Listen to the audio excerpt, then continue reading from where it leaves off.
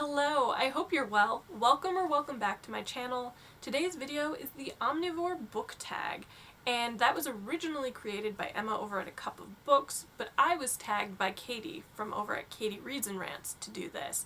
It's pretty simple. You select 4 genres that you read widely, and then you answer the same 3 questions for each. So, without further ado, let's dive right into it. The first genre that I want to talk about is historical fiction, which probably comes as a surprise to no one, considering it is my most widely read genre. The first question is, what is your favorite book in the genre? And that's a no-brainer.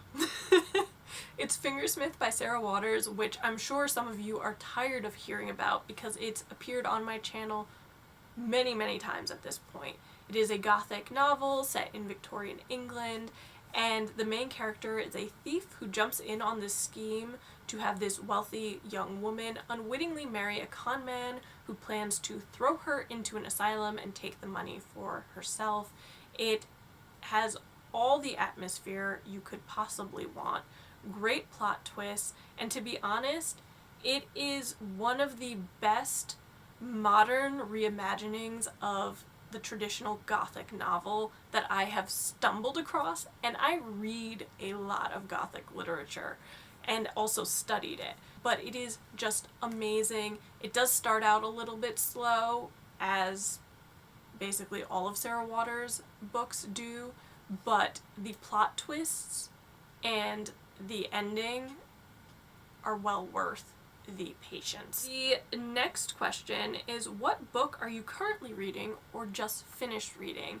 And that's Tsarina by Helen Alpsten, which is a historical fiction that is the novelization of Catherine I of Russia. She is Peter the Great's second wife, who was born a Polish peasant and then marries Peter the Great, becomes the Tsarina of Russia, and then when he dies is intent on taking the crown and ruling in her own name. It is that type of descriptive historical fiction that I particularly love. It also feels really well researched, and I'm just living for all of the courtly intrigue and scandal that you would anticipate of a book of this nature, although I would say that it can be brutal at points because of some of the violence and triggering content, but it is really just a fascinating look at this character from history. You will have gotten my full rundown of my thoughts on the book in my January wrap-up video. And then the last question is, what book on your TBR from this genre do you think you'll read next? And I actually am taking part in the Historathon Readathon in the month of February, so there are quite a few historical fiction books that I'm planning to read, but I think the one that's kind of highest on my list at the moment is The Witches of St. Petersburg by Imogen Edwards Jones, which was also on my winter TBR, and it is another book set in Russia, but this time it's set during the late 19th or early 20th century, and it's about these 2 black magic practicing women at the Romanov court who befriend the last Tsarina of Russia, Alexandra Romanov, aka Anastasia's mother. So that one is high on my list, but there are several others, and I'll link my Historathon TBR video for you. The next genre that I picked was historical nonfiction, and my favorite book in the genre is Radium Girls by Kate Moore, which I don't think there is a book that has filled me with as much rage in recent memory. And it's the good sort of rage, because you're raging because of injustice and wanting justice done for these characters. But boy, did it boil my blood when I was reading it. It is the story of these young women circa the First World War who are working in these factories as dial painters, and they're using this radium-laced paint to make the numbers on the dials glow in the dark. But the paint is making them sick. And these corporations and factories are telling them that radium is actually good for them and that it's not making them sick. The companies are denying all culpability in court, and it's just infuriating because these young women are dying excruciating deaths, and the ones who survive are living in very difficult circumstances, both physically and emotionally, but also financially, because of all the medical bills that are piling up so that they can have some sort of quality of life.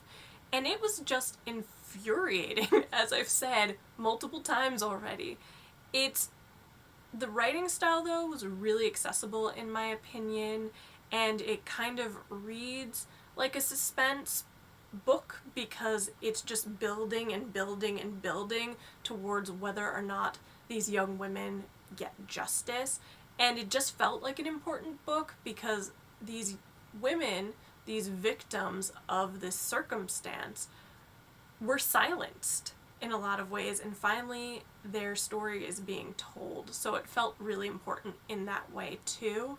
But it's not a book that's emotionally easy to get through. It's very heavy, and the descriptions of the physical deterioration of these young women is also just heartbreaking. So there is that, but it's a book that I haven't been able to stop thinking about, and it was just good writing. The next prompt is the book that you finished most recently in this genre, and that would be The Race to Save the Romanovs by Helen Rappaport, and it was alright. Let's back up. I was interested in the subject matter.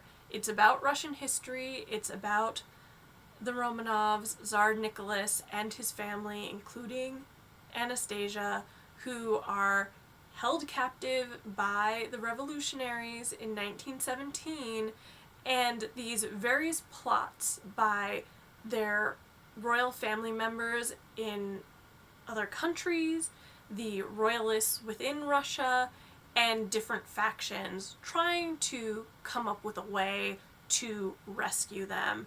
And spoiler, they don't, and the royal family is massacred. But as interesting as the content was, I did find the writing a bit dry. So that's the only thing I'd have to say about that book itself. There were also these weird interruptions where Helen Rappaport would talk about her research process that just felt unnecessary and kind of inhibited the flow of the book, in my opinion. So there you go. And lastly, books on my TBR that I think I will read next. There are many.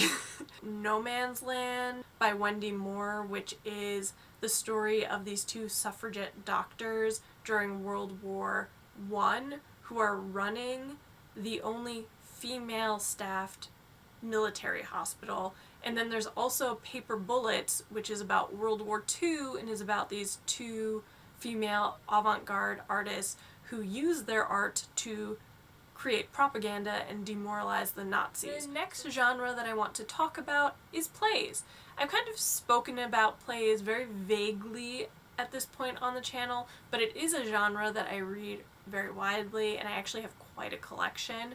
So the favorite play would be Cat on a Hot Tin Roof by Tennessee Williams, which was also featured in my most loved books of all time video, and it is just an emotionally raw play about this Southern family. This husband and wife are having some major marital problems that they have to deal with while also attending Big Daddy's birthday party and being surrounded by the rest of the family who is airing all sorts of dirty laundry. And I just really enjoyed the play itself. It had so much interesting stuff going on. The dialogue is really strong, as it is with all Tennessee Williams plays. I honestly just love Maggie the cat in this play. If I were ever to act on stage, this is definitely a role that I would want to take on.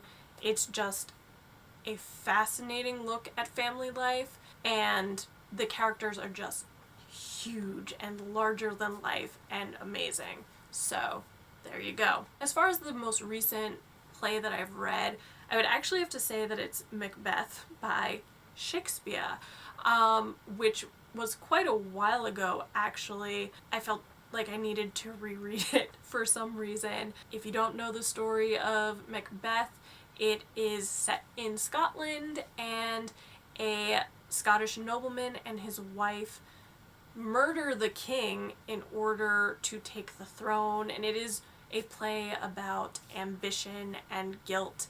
And I have always enjoyed reading Shakespearean plays, but I definitely have an affinity for his tragedies over his comedies.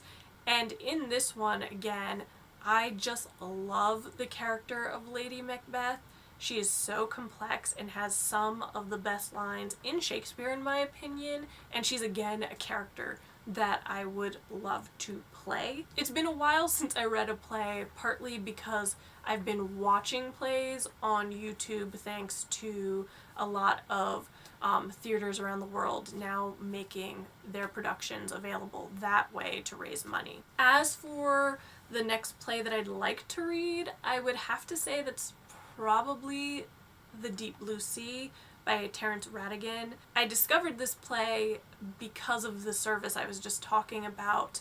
The National Theatre in London was putting its productions on YouTube to raise money over the summer because of the pandemic, and this particular production starred Helen, who is Aunt Polly from Peaky Blinders and also Narcissa Malfoy in the Harry Potter movies, and I adore her, so obviously was going to watch the production, and it was fantastic. And then within a couple days I also watched the film adaptation, which starred Rachel Weisz, and loved it. So at this point I just need to read the play. It is another modern play, and it's about this woman who ends up leaving her husband, this respected judge, to run off with this former RAF pilot who is also a drunk. And it's her really grappling with the relationship with this RAF pilot and her disillusionment of it. I wouldn't say that it is a light play. It is triggering at moments, and it actually starts off with an attempted suicide, but the character, especially Hester, is just so vivid to me. And again, this is a role that if I ever were to go on stage, I would want to play. It was just an absolutely beautiful piece to watch, so I really do want to read it. And the last genre that I want to talk about, I'm defining as modern classics, which to me are the books written in the 20th century that have left a mark on culture, whether that's pop culture or high culture, whatever the case may be. As for my favorite modern classic, it's Rebecca by Daphne du Maurier. I've spoken about this book so many times on this channel already, but it is a modern gothic, and it really is focused on the impact of this ghost of Maxim de Winter's first wife, Rebecca, who is now haunting Manderley and his new inexperienced wife that he's brought back from the Riviera to England. And it's suspenseful and beautiful, and I just love everything about it. So if you want to learn any more, I will link one of the videos where I've spoken about it in more detail for you. The most recent modern classic that I've read would probably be Giovanni's Room by James Baldwin, and I don't honestly know what took me so long to pick up a James Baldwin book, but I'm so glad that I finally did because it was beautiful. And Giovanni's Room is this book about an American expat living in Paris who falls in love with a Italian bartender that he happens to meet, and it's about his complex feelings about being in love with another man and also being in love with a woman, and I just think is a book that can really lead to a lot of interesting conversations. But I really enjoyed it and would highly recommend it. I do need to pick up some more of James Baldwin's books and read those though. And then lastly, what modern classic on my TBR do I plan to read next? That would actually be The Bluest Eye by Toni Morrison, which I'm reading in honor of Black History Month. It is about a young black girl who prays that she had blue eyes so that she would be considered beautiful because her black features are not considered attractive in American society. And I feel like it's going to be a heartbreaking book, but I'm really looking forward to reading it because it will be my first Toni Morrison book. And also I just feel like the commentary on beauty standards and also this idea of conforming is still really relevant today. So I think that should be an interesting book to read. And that's that. So I spoke about my most widely read genres, which are historical fiction, historical nonfiction, plays, and modern classics. To be honest, there were a couple genres that almost made the list, so I might need to do a part 2 for this because I definitely want to talk about biographies, definitely want to talk about Gothic literature in general, and I'll just need to figure out what those other 2 genres are to round out that video. But I do hope you found this video interesting, and if you did, please be sure to give it a thumbs up, comment, and subscribe, and I will talk to you next time. Bye!